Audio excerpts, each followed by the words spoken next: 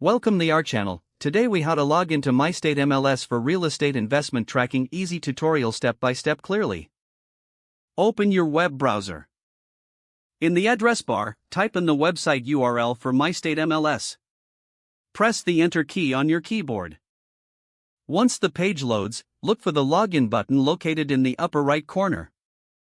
Click on the login button. You will be directed to the login page. Here, you will see fields for your username and password. If you already have an account, enter your username in the first field. Then, move to the second field and type in your password. Make sure to check for any typing errors, as passwords are case sensitive. If you have forgotten your password, click on the Forgot Password link. Follow the prompts to reset your password, using the email associated with your account. After entering your username and password, click on the Login button. Wait a moment while the system processes your information. If your credentials are correct, you will be taken to your MyStateMLS dashboard. From here, you can access all features for tracking your real estate investments. If you encounter any issues, double-check your username and password.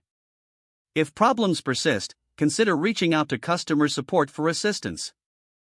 Now you are logged in and ready to manage your real estate investments effectively.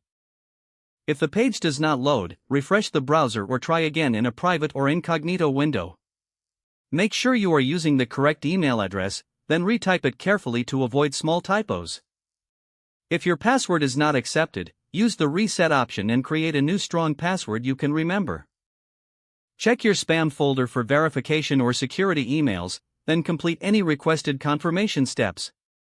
Enable two-factor authentication if available to improve account security and reduce unauthorized access risk. After signing in, review your profile details so your contact information and settings are accurate and current. If you see an error message, note it down and try again after restarting your device and internet connection. Log out when you finish, especially on shared devices, to keep your account and payment information secure. If the page does not load, refresh the browser or try again in a private or incognito window. Don't forget to like this video and subscribe to our channel for more step-by-step tech guides.